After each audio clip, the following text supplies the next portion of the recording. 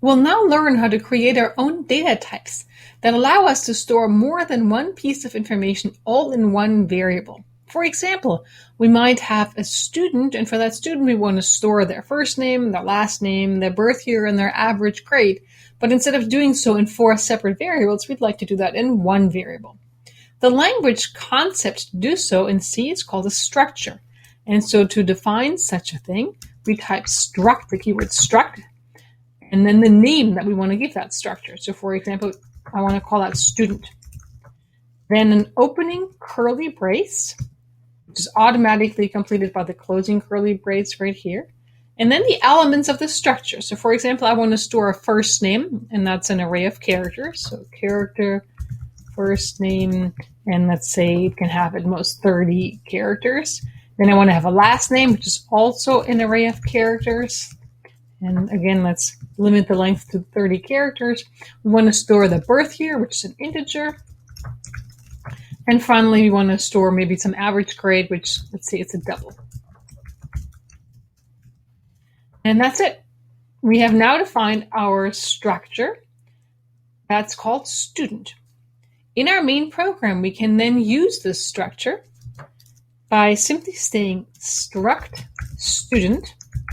So this is how we call that new data type, struct student.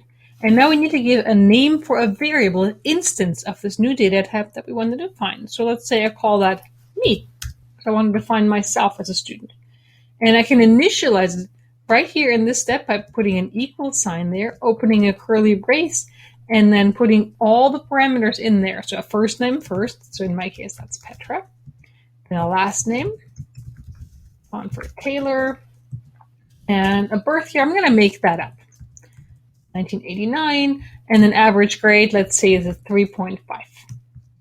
And so now I declared a variable named me, to which I can refer in the rest of my program. And me stores a name, a first name, a last name, a birth year, and an average grade. How do I access these components that are stored in there? Suppose I wanted to print the name of the student. So we would type printf. And let's say I want to actually precede that by typing out name. And I want to print the first name with a %s and the space in the last name with a %s, and then maybe start a new line. Now, how do I access the first name? I access it by typing the name of the variable, which is me, but I don't really know which component of the variable to print. I want to print the first name component, which I named up here when I declared my new data type. So I type me, then a period, first name. That refers to the first name component of the variable me. Similarly, if I want to access the last name of the variable me, I would type me.last name. And this will print the first and the last name out. Let's compile this and run this. So I'm going to run it step by step. And we see here the structure student me is declared. And it shows up in memory. I can see the average grade is a 3.5 all the way to the right in the memory visualization. Then the birth year, 1989, next to that in the memory visualization. And when I move the memory strip over by grabbing it and just moving it over, I see Bonford Taylor stored in there. And if I move it further to the left, I see my first name, Petra, stored in there as well. All right. And now we're going to print this out. And you see in the terminal window, my name indeed appears, Petra Bonford Taylor, and the program terminates. So now similarly, we can print other elements of the variable me. Suppose I wanted to print the year of birth. Well, that's an integer, so I print that with a %d, and then start a new line afterwards again. And how do I access it? Well, the variable name is me. And if I wanted to print the birth year, I need to access the component birth year of the variable me. And finally, let's print the average grade while we're at it. Average grade. And that's a double, so we'll print that with a %lf. And let's print it most 2 decimal places so it doesn't get too long. And again, a new line afterwards. And we access that by going to the variable me and printing the component average grade. Okay, let's compile and run this step by step again. First, the variable me is declared and initialized. Then we're printing out the name, both first and last name. Next, we're going to print the birth year, 1989.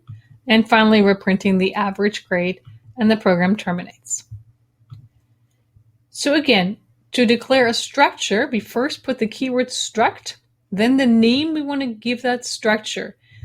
In order to later on declare a variable of that new data type, we have to type struct student. So 2 words, both the keyword and the name that we gave that structure. And then the variable name that we want to declare an instance with. Suppose I wanted to declare a second student. Struct student remains the same, but now the next word is the name of the variable of the next student. Let's call it U. And let's initialize it differently. Let's say this is Remy, Rock, and let's make up a birth year, 2005, and let's say his average grade is also 3.5. So now I have a second student. And so if I wanted to print out both of our names, I could put names here, %s, comma, %s. And how would I refer to the second student's names? I would use the variable u and then dot first name, as well as u dot last name. So let's try that out. Let's compile and run this step by step. First of all, the variable me is declared, and now the variable u is declared. So if I move over in my memory visualization tool here, I see another variable that just appeared. So his birth year, 2005, and the average grade. And when I scroll further to the left, I see the characters of Remy Chirac appearing in memory. The next code instruction is to print out our names. First my first and last name, then his first and last name. Let's execute that. And indeed that shows up in the terminal window. So there we are. And then I just print my birth year and my average grade.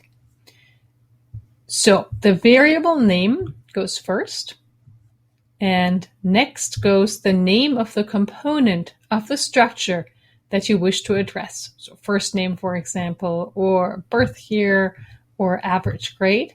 So that remains the same regardless of which variable you're looking at, but what changes when the variable changes is what goes in front of the period.